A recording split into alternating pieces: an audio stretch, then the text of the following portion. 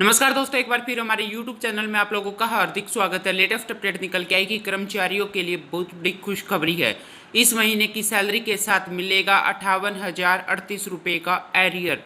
तो दोस्तों हम आपको सब डिटेल में बताएंगे। अगर आप हमारे चैनल पर फर्स्ट टाइम विजिट कर रहे हैं तो चैनल को लाइक कर दीजिए, सब्सक्राइब कर दीजिए, साथ ही साथ बेल आइकन को भी बजा दीजिए ताकि गवर्नमेंट या पेंशन से संबंधित जितनी भी न्यूज आती है उनकी नोटिफिकेशन आप लोगों के पास तुरंत पहुँच के। तो करते हैं वीडियो को स्टार्ट बिना किसी देरी के। दोस्तों, केंद्रीय कर्मचारियों को एक बार फिर खुशखबरी मिली है। केंद्रीय कर्मचारी और पेंशनों के महंगाई भत्ते और महंगाई राहत में बढ़ोतरी हुई है। कैबिनेट की बैठक में सरकार ने 3% डीए बढ़ोतरी का ऐलान कर दिया है, यानी अब कर्मचारियों को 34% के हिसाब से महंगाई भत्ता मिलेगा। इसके साथ ही आपको बता दें कि केंद्रीय कर्मचारियों को इस महीने की सैलरी के साथ 3 महीने का एरियर भी मिलेगा। आइए जानते हैं कि अधिकतम और न्यूनतम बेसिक सैलरी पर एरियर की क्या कैलकुलेशन होगी। दोस्तों, दिसंबर में AICPIIW में आई गिरावट से सरकार ने इस फैसले से 50 लाख से ज़्यादा केंद्रीय कर्मचारियों और 65 लाख पेंशनों को फायदा होगा। इसके बाद अब अगले महंगाई भत्ते की गणना जुलाई 2022 में की जाएगी। दिसंबर 2021 के लिए AICPIIW के आंकड़े जारी कर दिए गए हैं। इन आंकड़ों के अनुसार दिसंबर में यह आंकड़ा 0.3 अंक गिरा 125.4 अंक पर रहा। नवंबर में यह आंकड़ा 125.7 अंक पर था और दिसंबर में 0.24% की कमी आई, लेकिन इससे महंगाई भत्ते में बढ़ोतरी पर कोई असर नहीं पड़ा।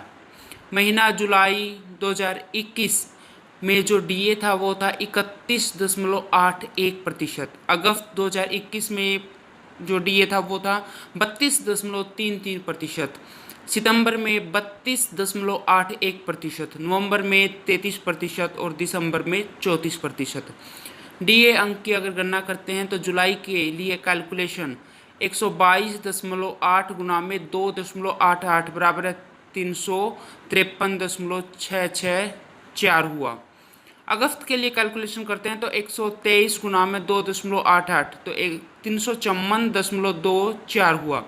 सितंबर में अगर कैलकुलेशन करते हैं तो 123.3 गुना में 2.88 तो 355.104 हुआ। नवंबर की कैलकुलेशन 125.7 गुना में 2.88 करते हैं तो 362.016 हुआ। और दिसंबर की कैलकुलेशन 125.4 गुना में 2.88 बराबर है 361.15।